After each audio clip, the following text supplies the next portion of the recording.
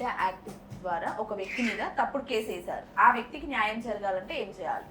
ఇక్కడ ఏదైతే మనం పిటా యాక్ట్లో చూసుకుంటే మనం ఎవ్రీథింగ్ కూడా వీడియో రికార్డే అనమాట. సో అక్కడ ఉన్న సీసీటీవీ ఫుటేజ్ అండ్ అదే కాకుండా వీళ్ళు రైడింగ్ చేస్తున్నప్పుడు ఆ సిచ్యువేషన్లో వీళ్ళు ప్రతి వీడియో అనేది ఫుటేజ్ అనేది తీసుకుంటూనే ఉంటారు. సో ప్రతి ఒక్క అక్యూజ్డ్ నేను చేయలేదు, నేను అక్కడ లేను, సో నేను రన్ చేయలేదు అనే చెప్తాడు. సో అక్యూజ్ ఎవడు కూడా నేను రన్ చేసిన, నేను ఆ ప్రాస్టిట్యూట్ బిజినెస్ రన్ చేసినా అని కానీ లేదు అని అంటే నేను వెళ్ళి ఆ కస్టమర్ గా నేను వెళ్ళిన వాళ్ళ దగ్గరికి సర్వీస్ బాగుంది అని ఎవడు చెప్పడు.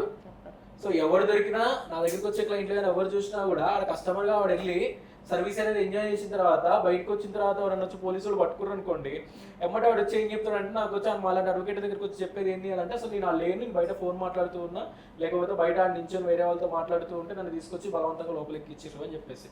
సో ఇక్కడ అంత పిచ్చిగా ఎవరు ఉండరు అనమాట. బికాస్ ఎందుకు అని అంటే వాళ్ళ పొజిషన్ లో ఉండి ఇన్ కేసు ఒకవేళ వాళ్ళ మీద పగ ఉండదు, ఏమీ ఉండదు, సో వాళ్ళు తీసుకొచ్చి లోపలయ్యారు కదా.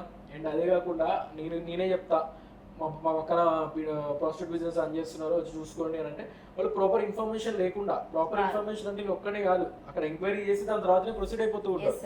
బికాస్ ఎందుకు అని అంటే ప్రతి ఒక్క SHO కూడా ఏదైతే స్టేషన్ హౌస్ ఆఫీసర్ కూడా వాళ్ళ ఏరియాలో క్రైమ్ అనేది ఎక్కువ అవుతా ఉంటే ఈయనకి గూటింగ్ పడుతుంది, అంతే కదా. నీ ఏరియాలో క్రైమ్ పెరుగుతుంటే నువ్వు ఏం చేస్తున్నావు అడుగుతున్నావు ఆఫీసర్స్. సో ఇట్లాంటి సిచ్యువేషన్ లో వాళ్ళు రాంగ్ స్టెప్ వేసేసి ఒకళ్ళు ఇరికించడం అనేది ఇంపాసిబుల్ అనమాట. ఏదైతే పీటా యాక్ట్ ప్రకారం ఒకవేళ ఇరికియాలి లేదు, నేనే ఒక పర్సన్ మీద నాకు గ్రడ్జ్ ఉంది, పర్సనల్ గ్రడ్జ్ ఉంది, సో నేనే ఎవరితో నాకు కాల్ చేయించి పోలీసు వాళ్ళతో ఇరికియాలి అని కూడా వేరే వెళ్తుంది. పీటా యాక్ట్ ప్రకారమే వెళ్ళదు కదా. సో ఇదంతా ఏంటంటే నాన్ సెన్స్ ఇదంతా. సో అంత ఘనంగా అంత గుడ్డిగా ఎవరు కోరు అనమాట. ఓకే, ఒక పీటా యాక్ట్ పర్సన్ మీద కేసు అయింది అంటే గట్టిగానే అన్ని ఎంక్వైరీ చేసినాకనే అవుతుంది అని. ప్రతిదీ ఎంక్వైరీ చేసుకున్న తర్వాతనే వాళ్ళు వెళ్తారు. అండ్ అదే కాకుండా పంచనామా ఉంటది. సో ప్రతిదీ కూడా అక్కడ ఉన్న ఎవిడెన్స్ అనేది కలెక్ట్ చేసుకుని చేస్తూ ఉంటారు. సో ఈచ్ అండ్ ఎవ్రీథింగ్ అక్కడ ఉన్న ఎట్లా అంటే అక్కడ ఉన్న అవసరం అయితే ఎవ్రీథింగ్ అక్కడ ఉన్న సేఫ్టీ ఉంటే సేఫ్టీని కూడా తీసుకొచ్చి దాచిపెట్టారు కదా ఇప్పుడున్న సిచ్యువేషన్ లో. సో అంత ఘనంగా ఎగ్జామినేషన్ ఏదైతే వాళ్ళ టెక్నికల్ గా వాళ్ళు ఎవ్రీథింగ్ అనేది రికార్డ్ చేసుకుంటా ఉంటారు అనమాట, ఏదైతే ఎవిడెన్స్ అనేది. సో అంత ఈజీగా అయితే పిటా కేసు అనేది అవ్వదు. నార్మల్ పర్సన్స్ మీద బుక్ చేయాలి అంటే అది కష్టం.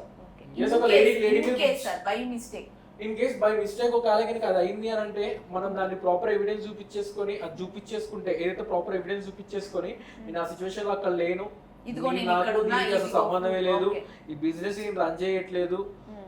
సపోజ్ మీరు అన్న వేలో మాట్లాడుకుంటే ఒక లాడ్జ్, ఇక్కడ లాడ్జ్ ఒక లీజ్ కి ఇచ్చేస్తారు. సో వాడు ఇది ఇల్లీగల్ యాక్టివిటీ రన్ చేస్తున్నాడు, సో ఓనర్ కి తెలియదు. ఇట్లాంటి సిచ్యువేషన్ లో ఓనర్ ని తీసుకెళ్తానంటే కుదరదు అనమాట. బికాస్ ఎందుకు అని అంటే వీళ్ళిద్దరి మధ్య ఒక అగ్రిమెంట్ ఉంటుంది.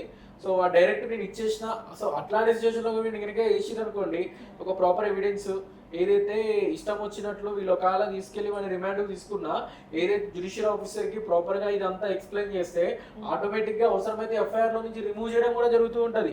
మనం ప్రాపర్ ఎవిడెన్స్ అనేది చూపించే విధానం బట్టి ఉంటది. సో అక్కడ ఉన్న జ్యుడిషియల్ ఆఫీసర్ కి ఎవ్రీ రైట్స్ అనేది ఉన్నాయన్నమాట. అవసరమైతే శిక్ష తగ్గించడానికి వాళ్ళకి రైట్స్ ఉంటాయి, శిక్ష పెంచడానికి కూడా వాళ్ళకి రైట్స్ ఉంటాయి.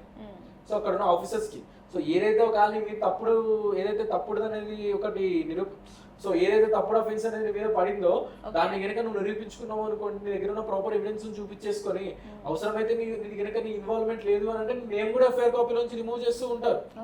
సో ఇక్కడ నో ప్రాబ్లం. సో అండ్ అదే కాకుండా ఒకవేళ ఎవరైతే మన కనుక అక్కడ ఉన్న అబ్యూజివ్ లాంగ్వేజ్ తో మాట్లాడితే వాళ్ళ మీద కూడా ఎవరైతే డిపార్ట్మెంట్ వాళ్ళు కానీ లేకపోతే ఎవరైనా కనుక అబ్యూజివ్ లాంగ్వేజ్ తో మాట్లాడుతూ లేదు కొట్టడం కానీ ఇట్లాంటివి ఏమైనా చేస్తుంటే వాళ్ళ మీద కూడా మనం కేసెస్ అనేది ఫైల్ చేస్తూ ఉండొచ్చు. సో అవసరమైతే సస్పెండ్ కూడా చేపియచ్చు. సో మన దగ్గర ప్రాపర్ స్టఫ్ అనేది ఉండాలి, అంటే ప్రాపర్ ఎవిడెన్స్ అనేది ఉండాలి. ఎవిడెన్స్ లేకుండా నేను తప్పు చేయలేదు అని అంటే చెల్లదు.